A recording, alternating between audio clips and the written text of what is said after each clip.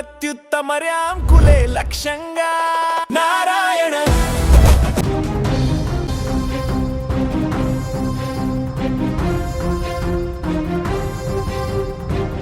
అమ్మను మించిన దైవం లేదు.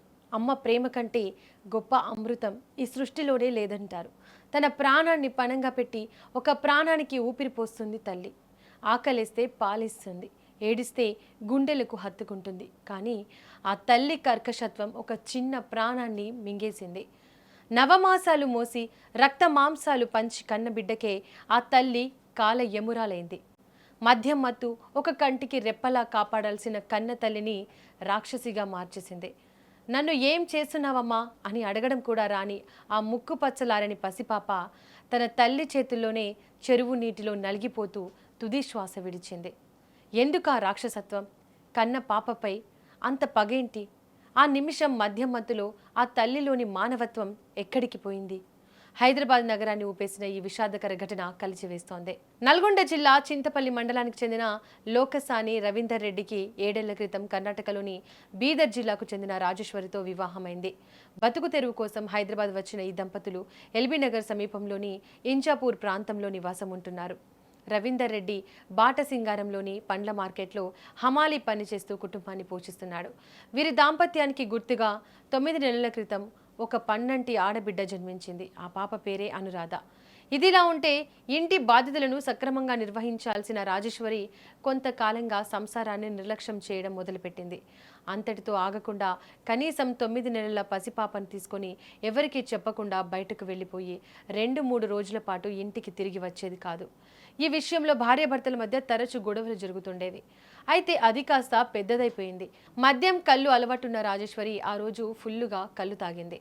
మద్యం మత్తు నరాల్లోకి ఎక్కడంతో ఆమెలో ఉన్న కన్న తల్లి చనిపోయింది. ఒక రాక్షసి నిద్ర లేచింది. ఏమీ తెలియని 9 నెలల పసిపాప అనురాధను చేతుల్లోకి తీసుకుంది. బైరామల్గూడ చెరువు వద్దకు నడుచుకుంటూ వెళ్ళింది. అప్పటి వరకు అమ్మ ఒడిలో వెచ్చగా ఉందనుకున్న ఆ చిన్నారికి తెలియదు అదే తన చివరి ప్రయాణమని. మద్యం మత్తులో ఉన్న రాజేశ్వరి నిర్దాక్షిణ్యంగా పాపను చెరువు నీటిలోకి ముంచి ఊపిరాడకుండా చేసి దారుణంగా హత్య చేసింది.